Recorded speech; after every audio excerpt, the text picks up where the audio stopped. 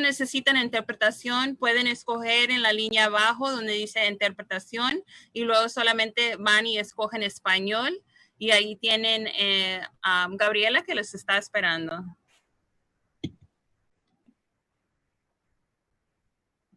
All right, so we ready? Okay. So hi, I'm Enid Eckstein. I'm going to be your MC for the evening. I'm part of the Pilot Action Group. The Pilot Action Group has been a group that's been around for a couple of years. We'll talk a little bit about it tonight. So we have almost 200 people who registered for this event. We're going to be streaming it live on the Pilot Action Group Facebook page, the Eugene Facebook page, and the Boston Educational Justice Alliance page. So there'll be many opportunities. We're also recording this live. So if anybody has any issues, they should know that this is being recorded. So a few ground rules, because this is Zoom and we're kind of in a different universe on Zoom. Not everybody is always comfortable on it. First of all, everybody's going to be muted. There will be opportunities for people to put questions in the chat box. If you don't know Zoom, on the bottom of your screen, there is a little chat and you can put your questions in the chat box and we will be monitoring that throughout the call. Secondly, if you have specifics or you want to ask a question, put it in the chat box.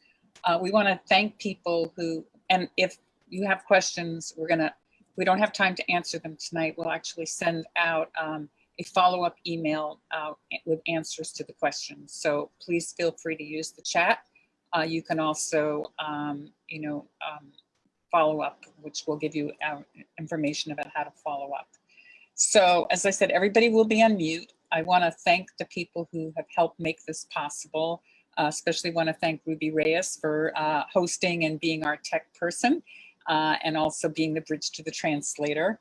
I want to thank our committee that's done a lot of work on this and thank Fenway CDC for their support in this effort. There are many other people who have done a great job, too numerous to mention, but you all know who you are and how appreciated you are to be part of this team. We also have a number of city councilors joining this call. There'll be an opportunity for them to speak a little later. But I want to shout out, and hopefully I'm not missing anybody. And if I did miss somebody, they should put it in the chat box. We have Councillor Kenzie Bach, we have Councillor Ed Flynn, we have Councillor Julio Mejia, we have Councillor Liz Breeden. I know we have somebody from Matt O'Malley's office. I know we're supposed to have Councillor Flaherty, and we're supposed to have Councillor Lydia Edwards joining us. So if I left anybody out, please put it in the chat box. I was just trying to see as people were signing on. So before we formally begin, I also wanted to acknowledge that today is August 6th. And for many people, this is a historic day. 75 years ago was the bombing of Hiroshima, Japan. And as we watch what's happening in Beirut with huge explosions, we can appreciate the magnitude of a bomb or a huge explosion. So just wanted to make historical mention of the fact that today is August 6th and people throughout the world share in remembrance for the victims of the first atomic bomb that was dropped. So I want to move on to our program. So maybe we could put the slide up about what our program is for tonight. Jonathan, I want to advance the slide. Thank you. So we're going to basically, as I said, do a welcome. And then Jonathan Rodriguez from the Pilot Action Group is going to run down on what Pilot is and what its problems are, its shortcoming. Then we'll talk about the moment and the vision, and Nia Evans from UJIMA and Shagun Idawo from Black Economic Council of Massachusetts will put us in the historic moment we're in. Then we're going to talk about the view from the streets. We're going to have Boston residents actually talk about the need for pilot payments. Then we're going to have Ruby review the pilot action demands, and then we're going to have an opportunity for the city councilors to respond.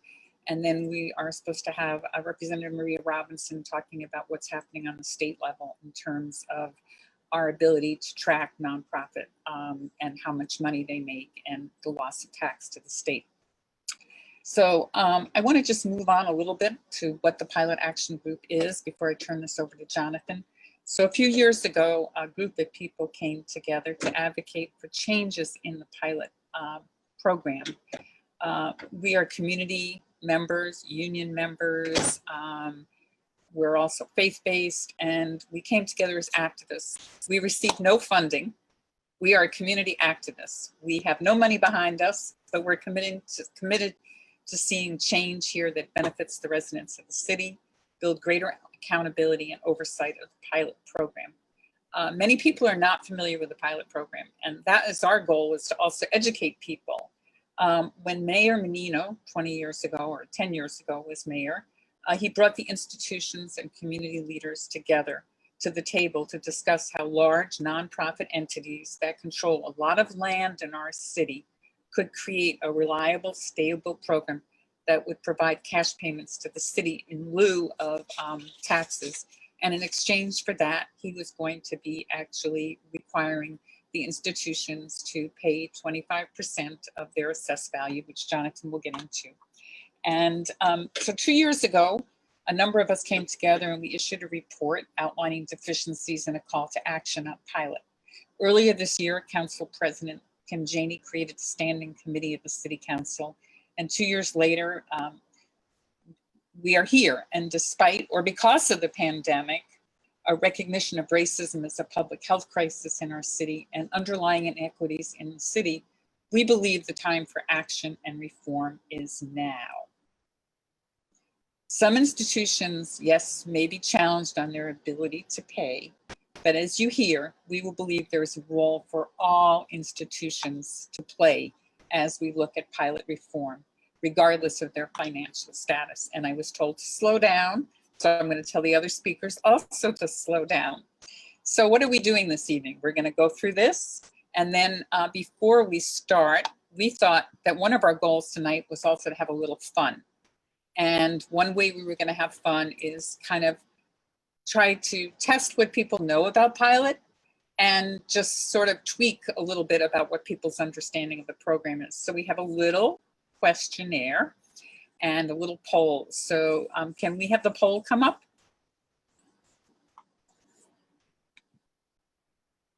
Do we have the poll? Great. So I'm going to read the question in English, and maybe Ruby, if you want to read it in Spanish. Is that possible? Or we're going to have it in the translation, I guess. So which institution bought another institution during the COVID-19 pandemic?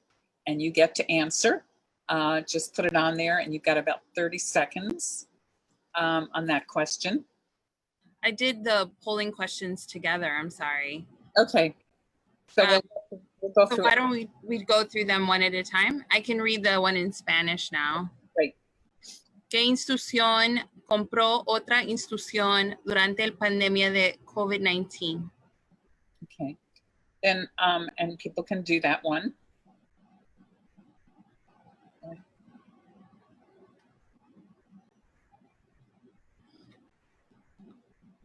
I think they see all of them needed. So. Okay, so they're doing them all. That's fine. From the viewpoint, I can't always see them. Okay. Right. So the second one is, which universities has turned a profit during COVID-19 pandemic? Right. ¿Qué universidad obtuvo ganancias durante la pandemia de COVID-19? Okay. And then question number 3 is, Harvard had an endowment of $38 billion in 2019. Which item did Harvard buy as part of its portfolio? Harvard tenía una dotación de 38 millones de dólares en 1929. ¿Qué artículo compró Harvard como parte de su cartera?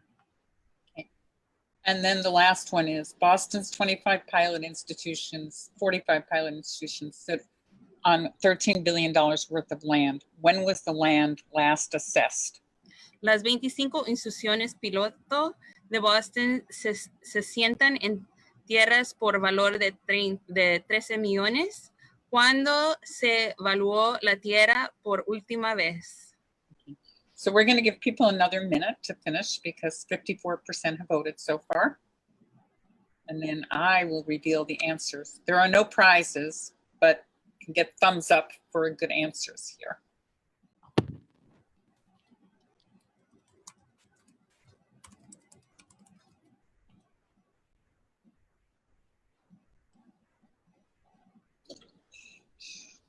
Should have music for this.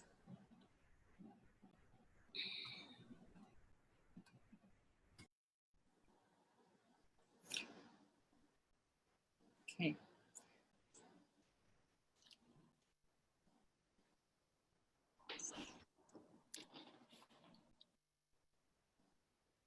So we'll wait till we'll wait another half minute.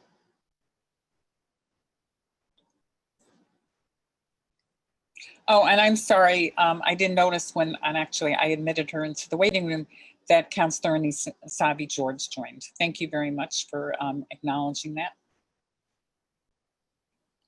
And that Zoom is can't see who walks in. So let me review the answers now. I just wanted to say hello. Matt O'Malley's here too. Great, thank you. welcome. Great. Okay. So the first answer is question 1. The institution that bought another institution during the pandemic was not BU, not Northeastern or Harvard, but it was Boston College. Second one, which university has turned a profit during the COVID-19 pandemic? Well, interestingly, it was Northeastern that posted most recently. We don't know about the others, but Northeastern posted major profits. The third one is Harvard had an endowment of $38 billion in 2019. What did they buy? And it looks like 68% said all of the above. Timber forests, farmlands in California, acres in Phoenix, Arizona, and many more. And then the last question, which was kind of a trick question, was when was the land last assessed? And land was last assessed, most people correctly guessed, was in 2009. So that's our poll. And let me just, at this point, turn this over to Jonathan Rodriguez, who's going to talk about specifically history of the pilot and what we need to do to, how we can move towards reforming pilot. Hey all, welcome. I'm going to be moving a little quick. I'm going to be speaking slow, but moving through the slides pretty quick as you've come to find out, we've done these sessions explaining what the issues are with pilot and explaining kind of our solutions many times in our communities in the last 2.5 years where we've been fighting for this campaign. We're very proud of the work we've done to educate our community around it and to build a real movement around it. I'll start by saying that since the very founding of our group, and we are kind of a group of labor.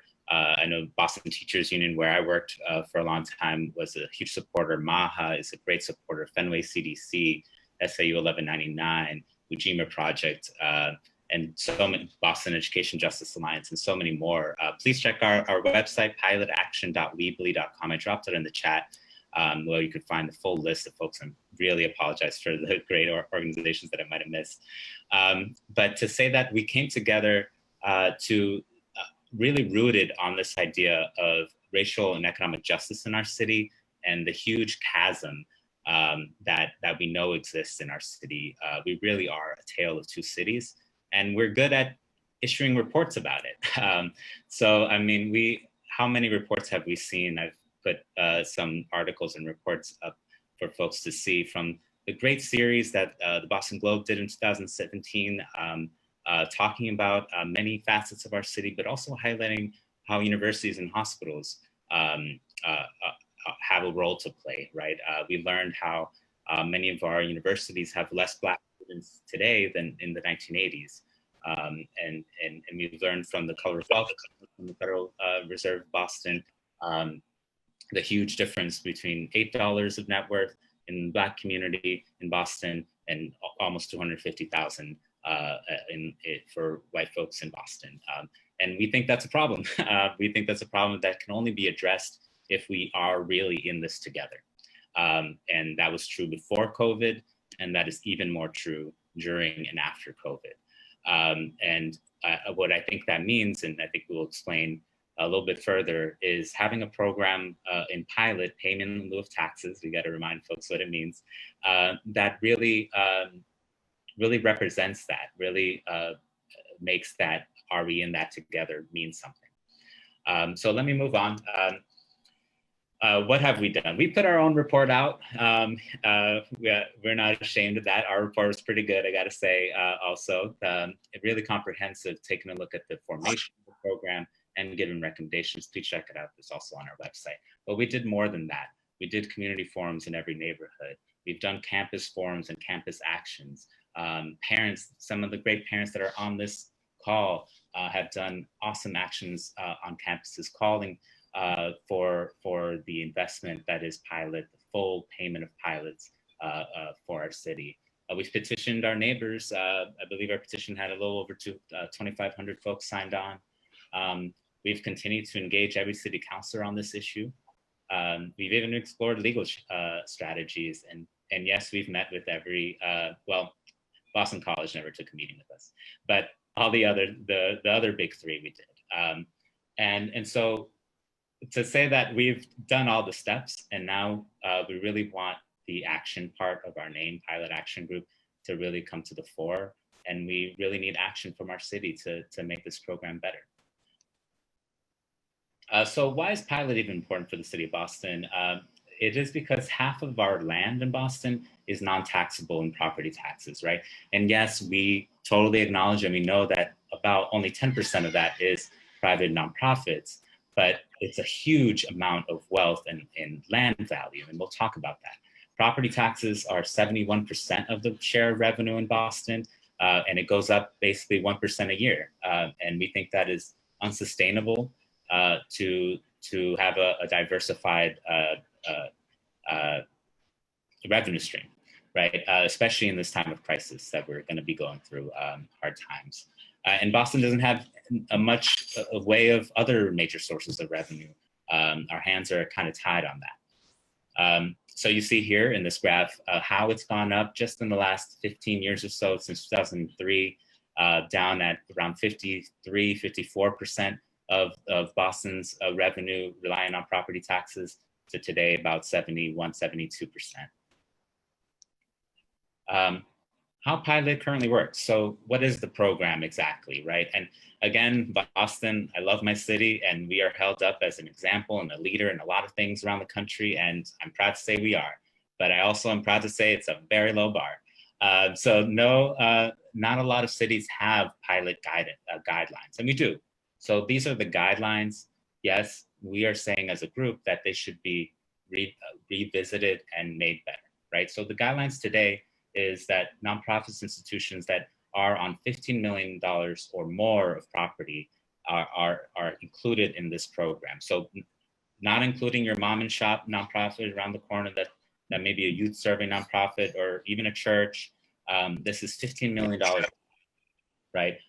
They are asked to contribute 25% of what they would pay in property taxes. And then half of that is taken, could be credited as community benefits. And the other half, 12.5%, if you want to think of it that way, is what's asked of them in cash value, right? So think of that as, so imagine if you're a homeowner paying 25% of your property tax. That would be nice. But it is what was asked based on generally at the time what the city calculated was the budget around city services. And it was kind of based on that. It's based on assessments from 2009 that were done in 2009, 2010. And that's really important, y'all. What was happening in 2009, 2010? Global recession, right?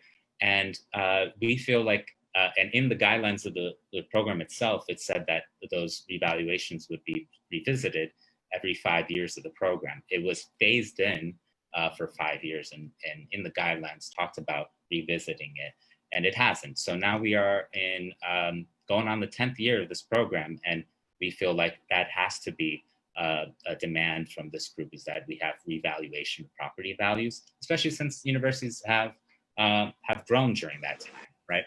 And a note on valuation, if you look at the pilot program website in the city, for the total assessed value of these institutions, hospitals, universities, museums, that they were valued in 2009, it was 13.6 billion, just about. And today, the city in the latest valuation in the city's website was around 13.9 billion. We think that is undervaluated. We think that just given the huge rate, explosive rate of property valuation in the city for commercial and home values, that we're not going to guess the percentage rise, but we're sure it's in the dozens percentage-wise of increase, because that's just how much more value our land value is, right? So that is the importance of valuation.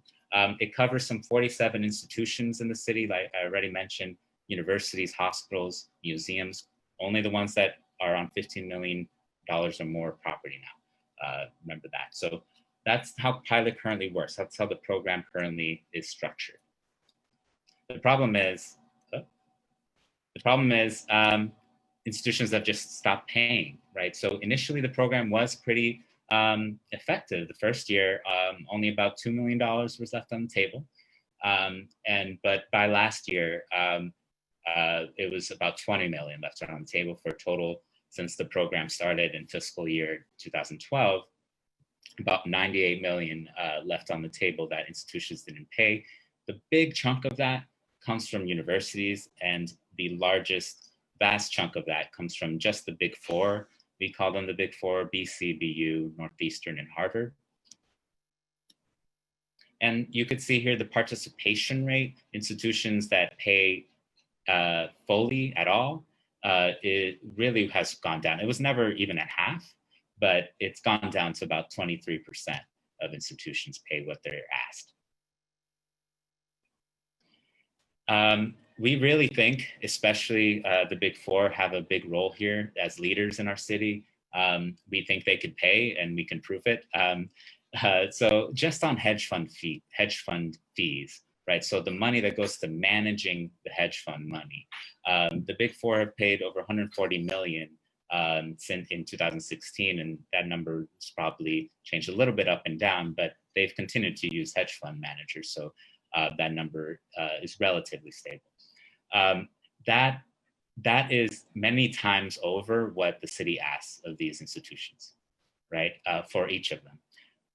When you look at endowments, the increase in endowments of all these institutions has been great. Harvard has more money than some small countries, and so we really believe that it is their responsibility to participate in just recovery in our city. Community benefits, and I'm sorry, I'm rushing through y'all, but community benefits, you could see, we ask ourselves a lot, did we see $327 million worth of community benefits in Boston in the period that this program has started? And why is it, if we answer no to that, why is it? Is it because it's not transparent? Is it because there was no community process? We think so. And that's one of our issues, right? The transparency of community benefits and having a community process for it, a community engagement process. I would mention too that hospitals have actually paid their pilots for the most part. Hospitals are better players in paying their cash pilots, but we believe there's room for improvement around community benefits. That they should, and we will talk about our demands a little bit later, but that they should coordinate not just the planning around community benefits, but also the execution, the investment of community benefits. Because we believe that if everybody's doing their own pet project, it is less effective than the city or the community as a whole directing where around the social determinants of health and education investments should go, and therefore actually make an impact on what we were talking about, the huge chasm in social, racial, and economic inequality in our city. And so I'll leave it there because we are going to talk about the demands a little bit later, and pass it on to Enid. Thank you guys for following along. I know we covered a lot of technical information. I wanted to acknowledge that Councillor Michael Flaherty joined, and yes, Matt O'Malley and Councillor Anissa Savi-George, three of them had joined, and I know we said that, but I just wanted to make sure people heard that. So at this point, if people have questions, they can put it in the chat box. We covered a lot of information. If people want these slides, we can make them available to people separately. So people should just put in the chat box if they have any specific questions. All right, so I'm going to now turn this over to Shagun and Mia, who are going to talk about the moment we're in and to try to give just a little historical context about not only why is pilot reform important now, but just like the whole historic moment that we find ourselves in that really talk about the need for pilot reform. Thank you. Good evening. Thank you, Enid, and thank you, Pilot Action Group. Thank you, Ruby, and thank you, Jonathan. My name is Nia Evans. I'm the Executive Director of Boston Ujima Project. Just wanted to say really quickly, Shagun was going to start us off with talking about the moment, but he was having issues with his laptop. He had to restart it and log back in. But I will go ahead and fill in with him. Or fill in for him, and hopefully he can join us in time to add his thoughts. And just double checking, I think everyone can hear me. But just to reiterate what Jonathan said, Boston Ujima Project has been a supporter of Pilot Action Group from the beginning. Very happy to see the movement that this group has made, and honored to continue to support this work. I'm slated to be joined by Shagun Idowu, and I'll just go ahead and just introduce him until he can join, who's the Executive Director of BECMA, which stands for Black Economic Council of Massachusetts. And I've just been given instruction to speak a little more slowly, so I will try to speak more slowly. Shagun and I, our two organizations, Boston Ujima Project and BECMA, are members of a coalition called Black Mass Coalition, that formed in the wake of the uprisings in response to the murders of George Floyd, Ahmaud Arbery, Breonna Taylor, and unfortunately countless others.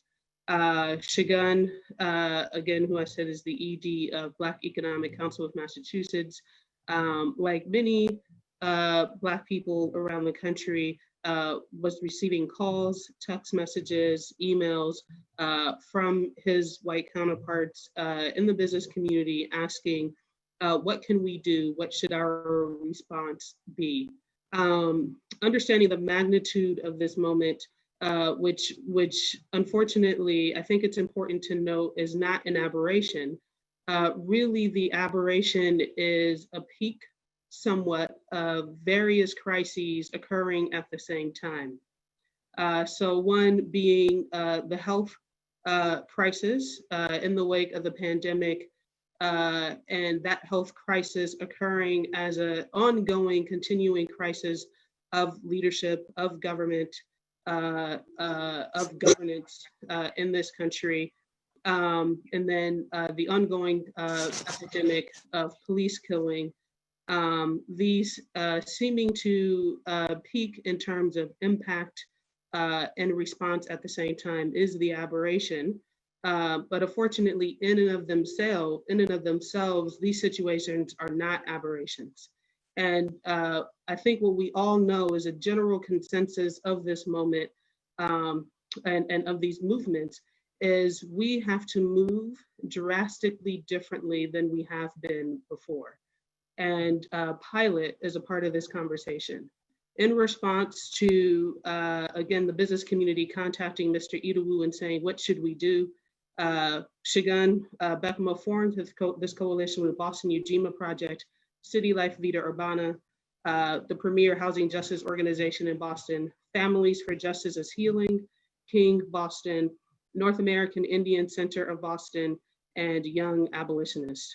And we put together a document called A New Blueprint. And in here, we put together quite a charge for the Massachusetts business community statewide, the Massachusetts nonprofit community statewide, the Massachusetts philanthropic community statewide. And we put together 35 targets. And Shagun's entering now, so hopefully he'll be able to share his presentation in time. But just wanted to say for us, the magnitude of this moment called for equally sized magnitude of charges to these communities that I just mentioned.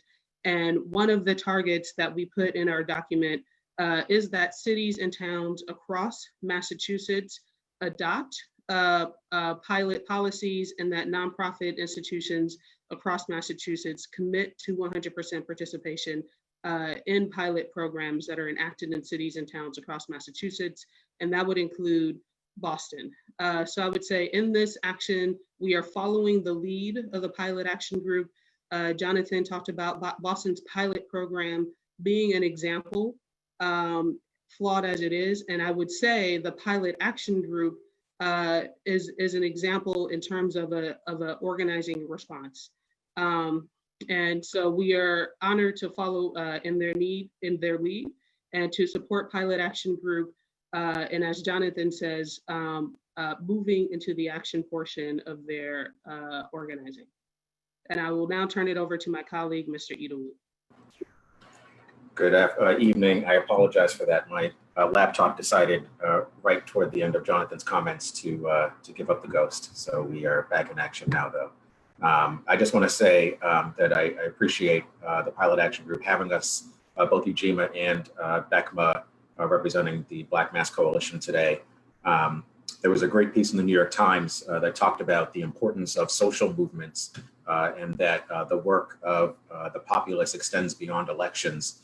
There was a quote there that says that social justice victories weren't just the results of elections, they came from the work of activists to change social conditions where voting changes the players on the battlefield.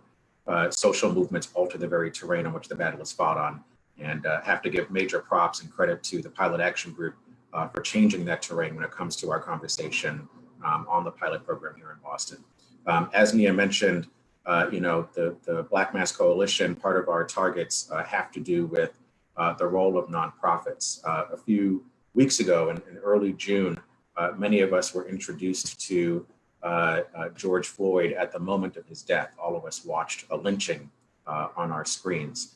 And as a result of that and the uprisings that followed after, many of us Black-led organizations came together to put on paper in one place what the state of Massachusetts and everything, all the entities here could do to address systemic racism and the ways it was not only impacting Black and Indigenous communities, but with the understanding that systemic racism also negatively affects white communities.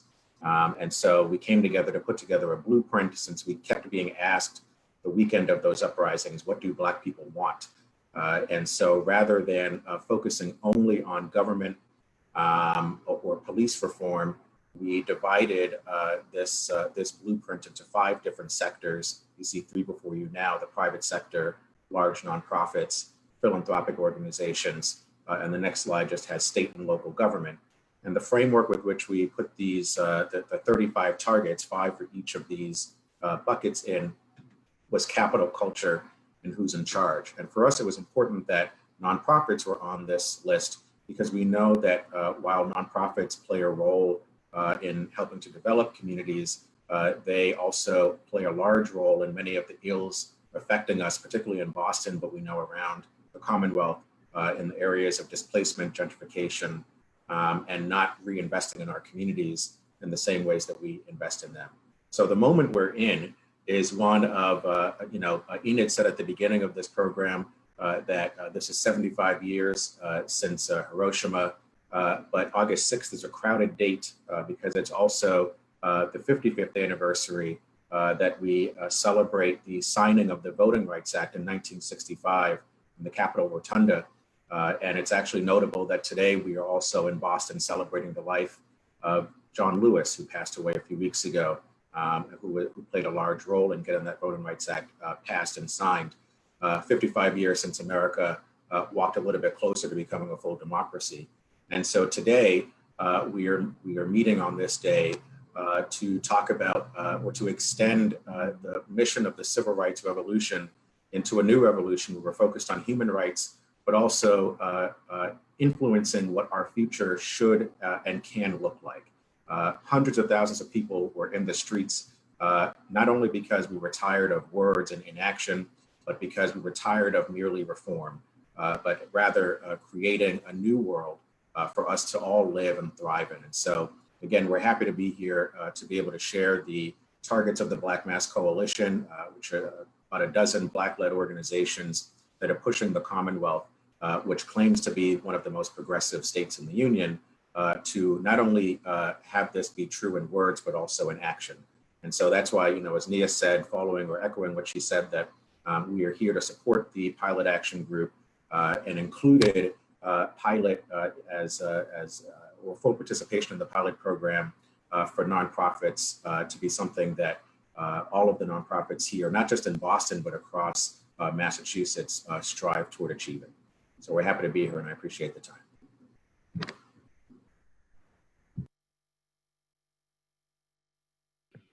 And with that, we turn it back to you, Enid. Okay, thank you very much. And thanks for that great slide. So we're going to have a very quick video, and then we're going to turn it over to Ruby to actually talk about our demands, and then we'll hear from the city councilors. So this is the view from the street and how certain people in Boston look at Pilot.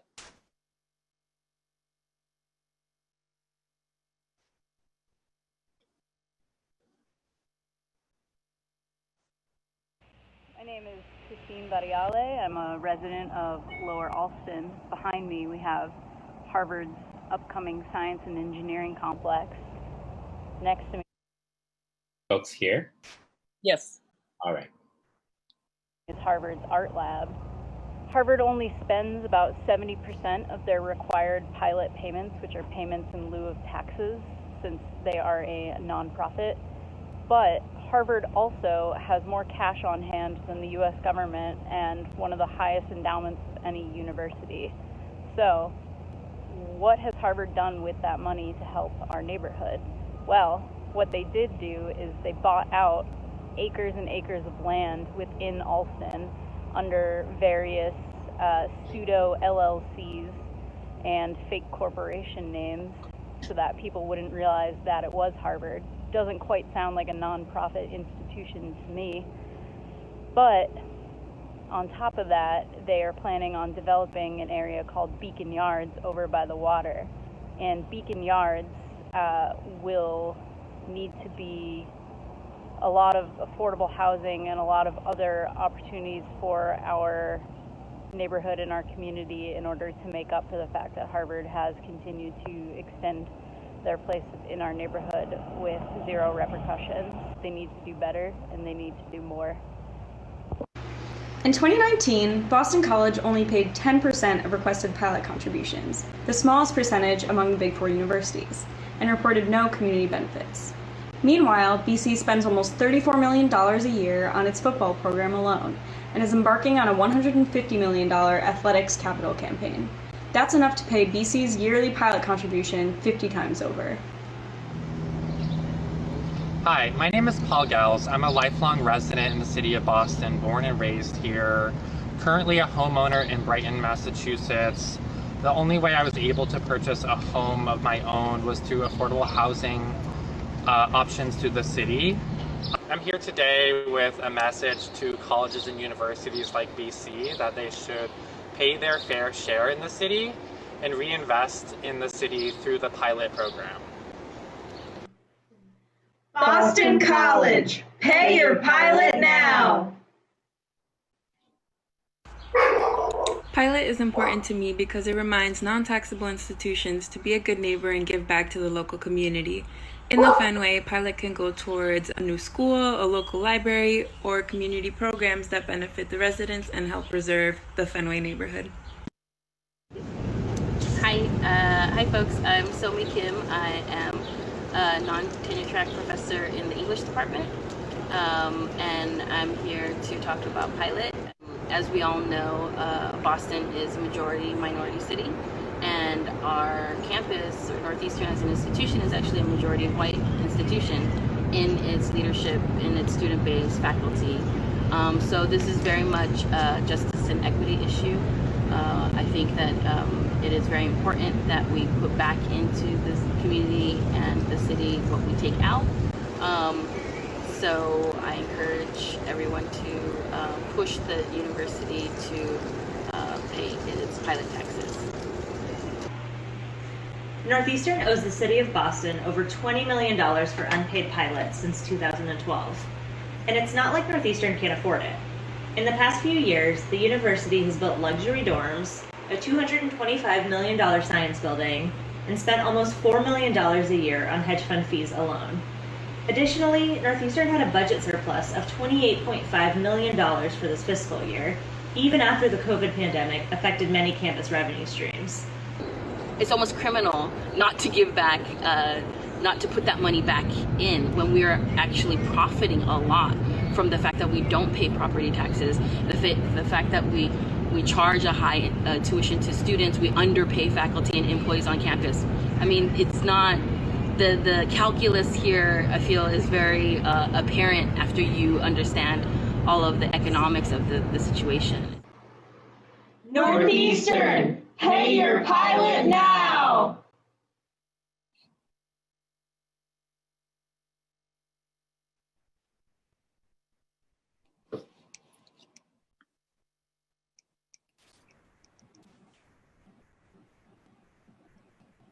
At this point, I'm going to turn it over to Ruby Reyes, who's the director of the Boston Education Justice Alliance, to just reiterate what our demands are, or how we believe pilot reform can take place. Ruby? Sure. Hi, everyone. Just want to mention that the video, while it currently doesn't have subtitles, they will be added shortly. So our demands are, first and foremost, like our question that many of you got correct. We want a reevaluation from the 2008-2009 property assessments. We want them done by the end of 2021. We want a payment made for, we want our institutions to pay their pilots in full. And if they're unable, to have concrete deadlines and a plan. And that way the city can plan appropriately for their budgeting. We want a pilot commission that's made up of elected representatives, community leaders, residents, institutional leaders to oversee this program for transparency and accountability. We want our community benefits clearly defined. Sometimes community benefits are counted twice, so we need clear direction and guidelines from the city as to what a community benefit is. And we want coordination amongst our institutions. And so many of our institutions share communities, share areas that they work in and exist in. We want common programs and approaches to their work as well as the community's work. And so we ask that you sign this list of demands. They're in the Google chat here, they're in a Google Doc in the chat, I'm sorry. And we ask that you sign them and join us in fighting for this list of demands. Thank you. So now we have an opportunity to hear from the city councilors about what their response is and how we can actually move this. I'd like to call on Councilor Bach, who's the chairperson, one of the co-chairs of the new pilot reform committee that Council President Janey named. We were very excited that this committee was formed, and I want to turn this over to Councilor Bach. Thank you so much, Enid. And thank you to the whole Pilot Action Group, not just for your presentation today, but for all of the work that has gone in over many years now. And I couldn't agree more that action is what we need. And as Enid has referred to, President Janey really has made this a priority. It was in her inaugural speech. We set up a committee. I'm honored to chair it. And when the president wrote a letter in June, which many of you may be familiar with, called a Black and Brown Agenda for Boston, laying out a sort of economic justice framework that could be part of greater racial equity in the city, closing our racial wealth gap. One of the items that she highlighted there was pilot. And actually in the reply that the mayor sent back on June 22nd, he stated that, the priorities I look forward to working on with the council include modernizing real estate values for all our pilot paying nonprofit partners. So I'm pleased to say that today a large majority of the city council together sent a letter to the mayor back in response saying that we were writing to ask you to formalize that commitment from that June 22nd letter by instructing your assessing department to do a full revaluation in the coming calendar year, 2021, of the real estate held by these pilot paying nonprofits. So there was a willingness that's been indicated in that letter in June, but I think like you, we're eager to see that turn into reality. And as was highlighted so much today, the fact that we're still sitting with 2009 values on pilot, it means that year after year, even with our institutions paying only a fraction of what they would pay if they were taxable, that gap in valuation really adds up. It's another sort of gap in addition to the one about payment participation that was listed by Jonathan.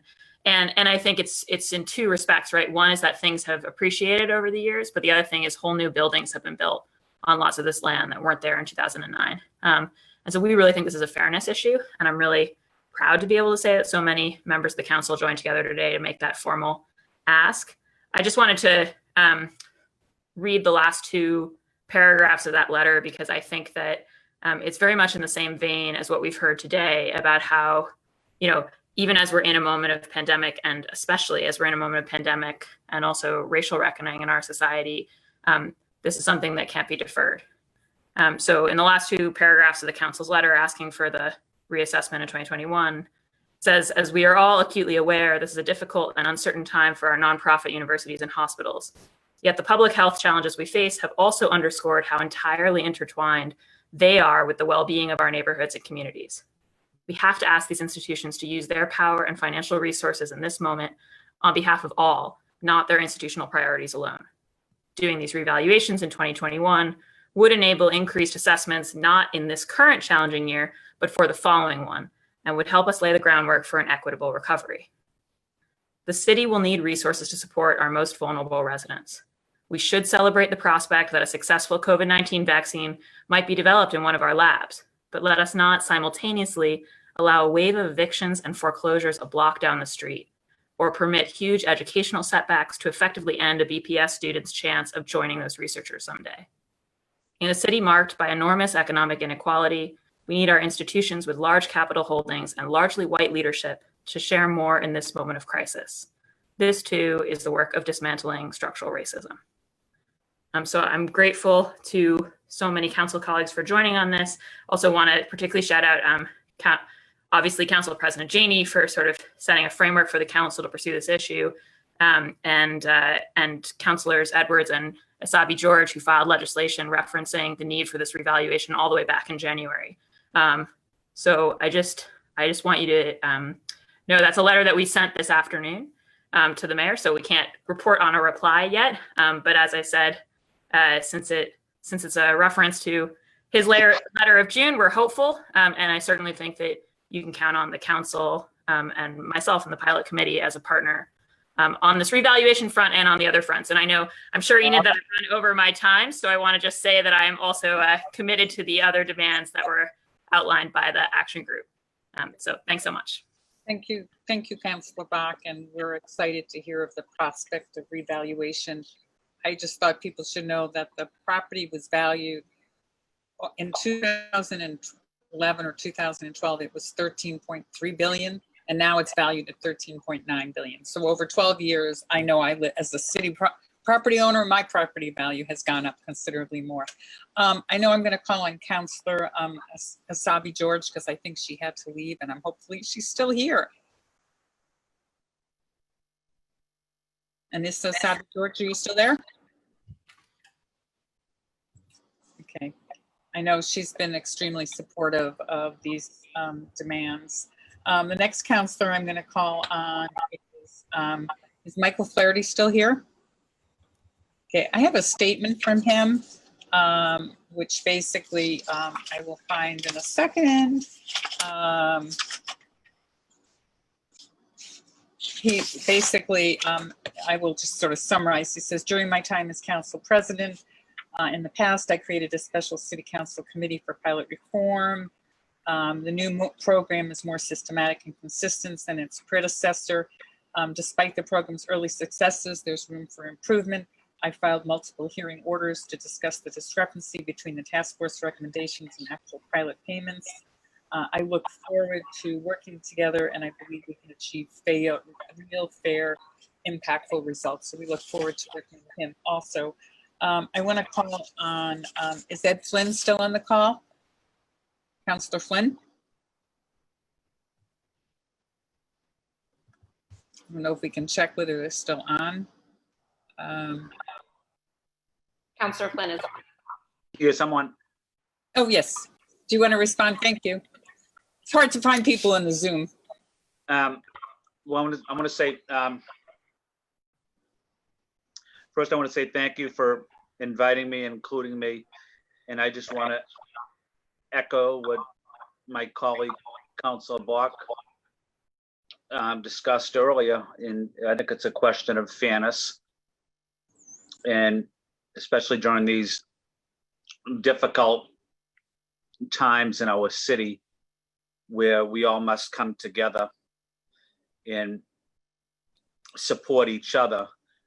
I think these great hospitals, colleges, and universities could be doing more to help those most in need across our city.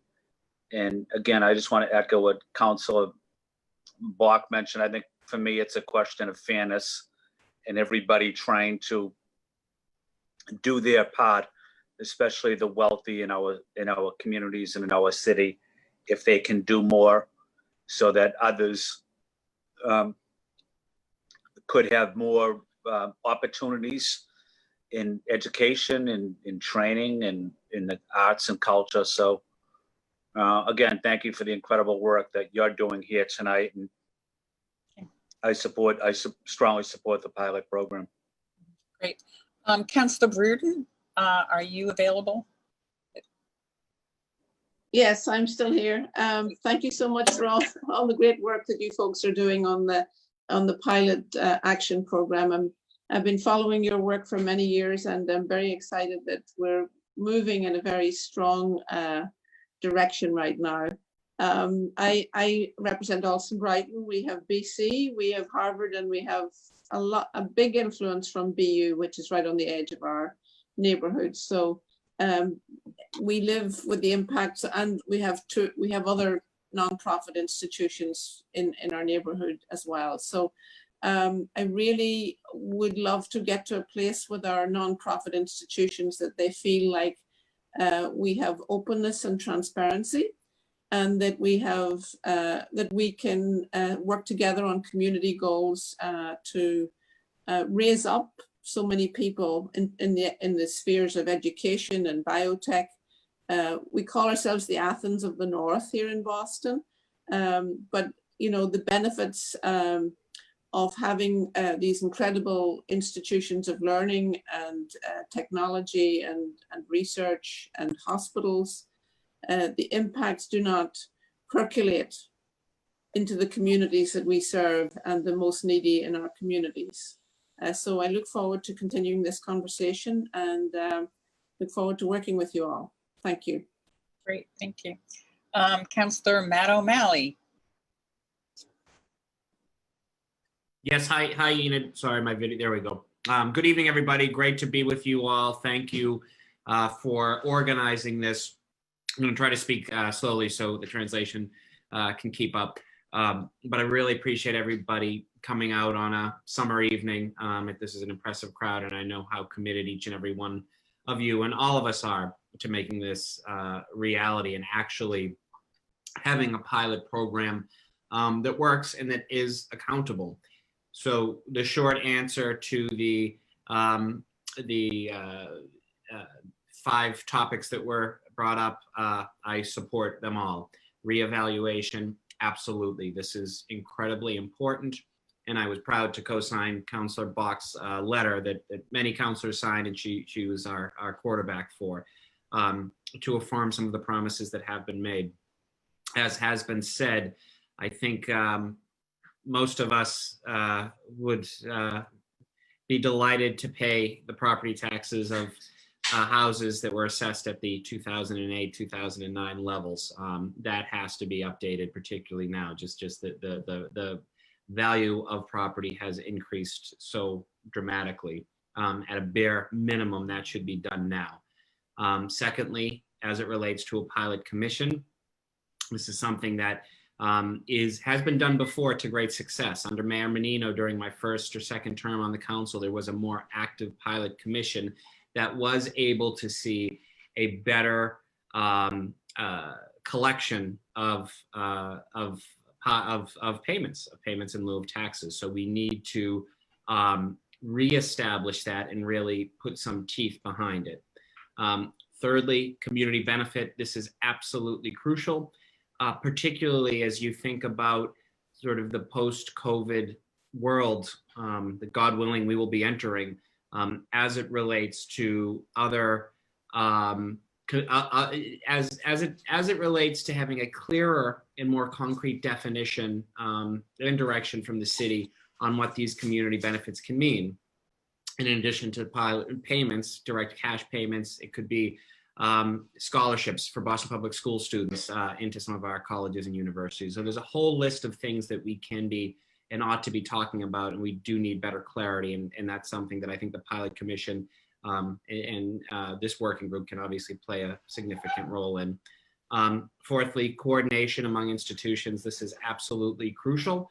There is so much overlap, particularly in sort of the Fenway area, the Longwood Medical area where these clusters are. So having a better coordination not only will make the program more successful, but it will also make the program fairer to all institutions. And then finally, the payments. Of course, institutions should pay their full pilot payment.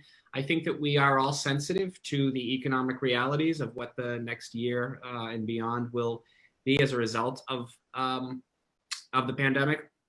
So I think having a payment plan, we've heard from many of these less colleges and health centers and hospitals, but other museums or institutions that have talked about some significant layoffs. So having some pilot plan in place that's need warranted, that should always be the last resort. But having that ability to have an honest conversation and a plan in place, I think is what is lacking as well. So I appreciate, again, the opportunity to speak a little bit about this.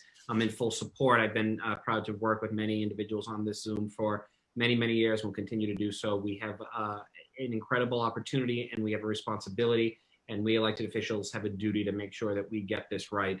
The first step, the revaluation, is absolutely crucial, but everything else is equally important going forward. Pilot Commission, community benefit, coordination, as well as final collection of payment / payment plan. I appreciate everybody, and thanks for inviting me on tonight. Thank you very much. Great. Councillor Mejia.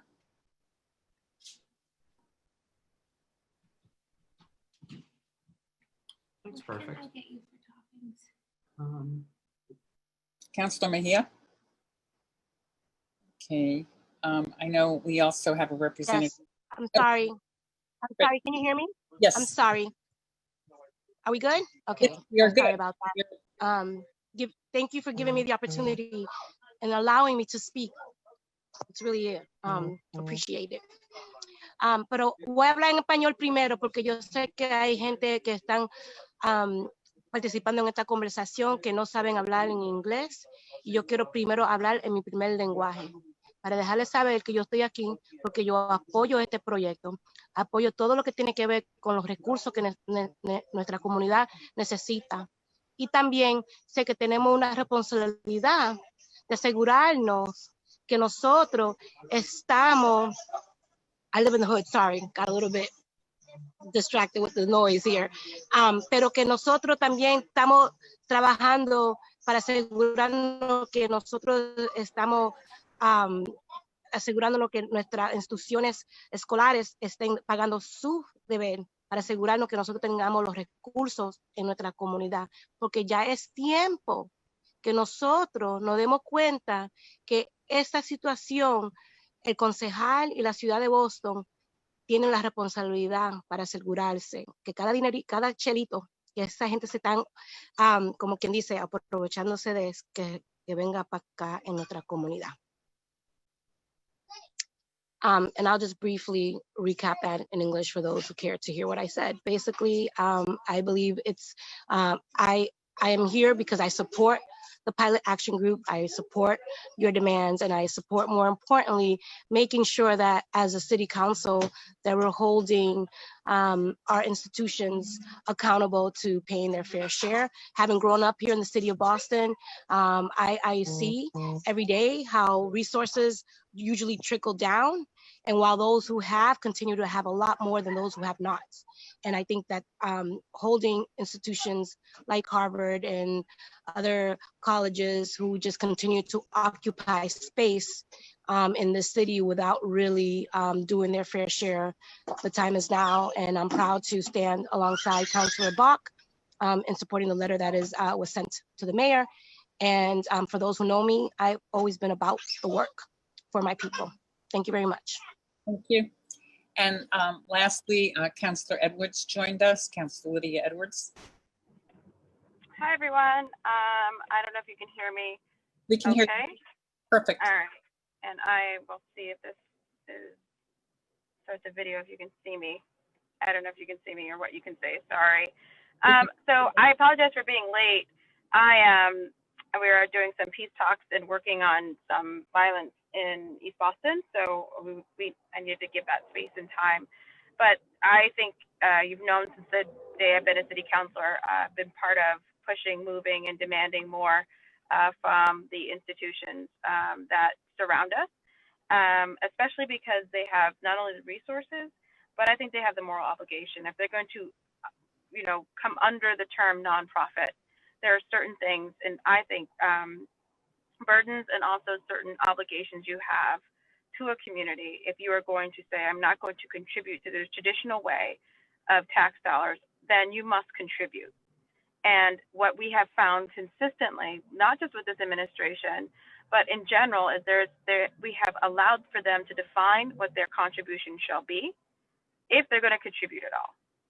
And it's morally outrageous, but it's also because we also allowed them to, we allowed them to be inaccurate in the data, and we celebrated false victories. Let's be very frank. So the false victory is claiming that we're getting 80% or 75%, even 60% of the pilot assessment payment in cash. And that assessment is false because it's based off of 2012 numbers when it should be based off of 2019, now 2020 numbers. And so we have allowed to do this kind of little dance puppet show to pretend we're really winning when we're not. We've also allowed them to define what their community benefits are, much to it's embarrassing. And then we did created an office to guard that. And it doesn't seem like there's, beyond accepting the paperwork, it doesn't seem to be enough pushback to say this is neither community nor is it actually beneficial. So the first step is to, again, have them appraised and assessed in modern numbers. Let's be frank, let's be honest, and let's not celebrate. Let's believe in science and counting. Let's start there. Then once we have that, I think you see the real gap in how much they have taken versus how much they have given. I think in this pandemic, the question was about narrative and how do you ask for more of these institutions that are now supposedly struggling, poor nonprofits, and they've managed to really play that narrative very well, even though they're charging in some cases full tuition for folks to learn online. And I think the narrative should be even more now. Community needs you to be the best you can be, and community needs to define that for you. In a pandemic, we don't have the time to go back and forth with what you think is good enough. We are empowered, we're strong, we are struggling, so we could tell you exactly what the number is and what the resources are that we need. And so I look forward to that next step in this conversation about what we need directly from them, because of the urgency and the emergency that we are in. That I think is actually, I think it drives this, adds more fuel to the fire, that they are undercutting and embarrassingly low in what they're giving to community. So we'll start here. I did call for a hearing order, actually an outright to create a law to require the city to assess, not to ask anymore. I think it should be part of our ordinance. This is what we're going to do as a regular basis. We're also going to require these, as part of our pilot program, that these universities are honest about their non-taxed and tax-exempt properties. There's certain levels of transparency that we just need to require that the city of Boston require of them, and that's what the ordinance is going to do. We don't have, unfortunately, the legal basis, or I would say the city of Boston's legal department will not take the risk or challenge the argument about their nonprofit status or taxing them on certain levels. But I do believe that there are certain points that can enrage enough people, that can push the envelope enough that says, in the middle of a pandemic, you not paying your pilot program should be the most sinful, disgusting thing that anyone can do. The fact that you, especially now. So those are, I know it's passionate words, and I'm coming in hot and I'm coming in late with them. I've signed the letter. I'm all about this, and I'm so excited to really push this. This is actually more of the time to do it. We are struggling more than ever as a community, and they are sitting on billions of dollars. They are not suffering. So thank you. Thank you so much. And you're driving, but we appreciate that, and really good words for us to kind of phase towards the end of this. I know we also had a representative from Councilor Arroyo's office. I hope I'm not leaving anybody out. So if I am, please put it in the chat. And I know we had Councilor Sabi Georgian for part of it, and she's been incredibly supportive of Pilot from day one when she started talking about this a couple of years ago. So I feel like we've kind of covered what Pilot is. We've covered the shortcomings. We've talked about the moment we're in. We heard really positive news about moving the first step of one of our proposals on revaluation, which we really believe to be important. The petition of support for the demands is in the chat. A lot of you raised questions in the chat about the whole question on the status and how can these institutions not pay, the legality. And I feel like what we can do is put together a FAQ and send it out to the email list of many of the questions you asked. If people want to get copies of the slides, what I'm going to do is I'm going to put my email in the chat, and then everyone can email me separately after this if they want to get copies of the slides, or they have other questions, which we can also put in the a document, but I just put my email in the chat. So lastly, we are an activist group, the Pilot Action Group, and therefore we are not going to just sit here and, you know, we appreciate the action of the City Council. We really believe it's very important, but we want to also drive home the message of the need for change. And I noticed that we have here the correct date, but on the top, the wrong date on the slide. We are planning a caravan driving home the need for pilot reform on Saturday, September 12th. We will be sending out an information, but yes, that's the correct date. Thank you. And we will be driving home our message about pilot reform. In ending, I wanted to just raise one other issue for people, is that we've also been in touch with people regionally. We have people on this call from Somerville and other places in the immediate vicinity of Boston, since we have common institutions, Harvard, Tufts, etc. So we've been working with Cambridge, we've been working with people in Somerville and Medford. So we've also been working to get something introduced into the state legislature that looks at the issue of how much money does the state lose for nonprofit entities. So that is a piece on the state level that will really be important for us also. So I wanted to thank you people. I wanted to thank people for being in attendance. I don't know if there's anything else we should be covering, but I wanted to thank people for attending and making sure that they follow the Pilot Action Group on Facebook, as well as actually taking time to share the signing on to the pilot demands. And also, as I said, this was being recorded and live streamed on Facebook. So maybe we could take the slides down for a second and just show the screen, and everybody could clap. And because we have a lot of people on this, and could thank you and the counselors and clap. Maybe you can unmute for a second. So this is the hard thing on Zoom. It's complicated. And for people who know on their reaction in their in the reaction, in the participants thing, I believe you can put up the fist or the hand clamps. So thank you people for doing this, and appreciate everybody. And we will get back to people on the questions because there are many really key questions that were raised about tax status, about what power does the city have. But we are really on the move to actually get something done about pilot. This is the year, this is the time, and this is, we appreciate people for being part of the launch of trying to get pilot reform done in 2020. Thank you.